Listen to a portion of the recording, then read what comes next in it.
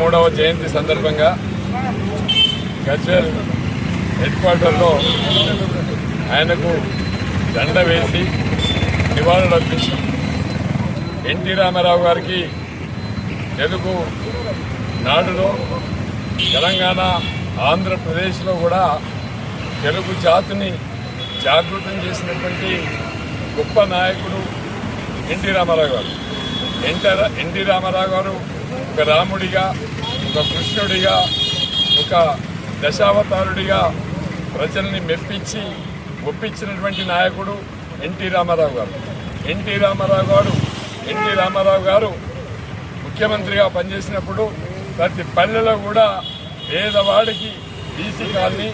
SC colony, 2 రూపాయల kilo బియ్యము, ఉచిత విద్యుత్తు ఎన్నో ఇచ్చి పేద ప్రజల గుండెళ్లలో ఎన్టీ రామారావు గారు నేడు ఎన్టీఆర్ 103వ జయంతి సందర్భంగా ఆయనకి గజ్వేల్ పట్టణంలో ఉన్న ఎన్టీఆర్ అభిమానులు ఘనంగా నివాళులు అర్పించడం జరిగింది. ఈ సందర్భంగా పేదవాడికి పట్టెడు అన్నము, కూడు గూడు నీడ అనే అంశాన్ని కాకుండా సమాజమే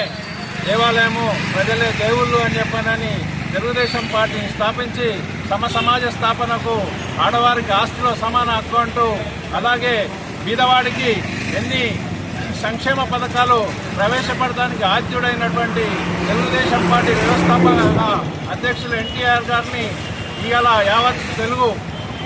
జాతి మొత్తము గుర్తిస్తుంది అంటే ఆయన కారణ జన్ముడు. ఆయన పోషించిన పాత్రలు, చలనచిత్రంలో ఆయన నటించిన వేషాలు, శ్రీకృష్ణుడు కానీ, శ్రీరాముడు కానీ, అలాగే ఎన్నో రకాల మహానటుడు నందమూరి తారక రామారావు గారి 103వ జయంతి సందర్భాన్ని పురస్కరించుకొని ఈరోజు తెలంగాణ ప్రభుత్వం రాష్ట్రంలోనే ఒక అతిపెద్ద కాంస్య విగ్రహాన్ని అమీర్పేట్ మైత్రివనంలో ముఖ్యమంత్రి గారు ఆవిష్కరించడం అనేది నందమూరి అభిమానులందరూ కూడా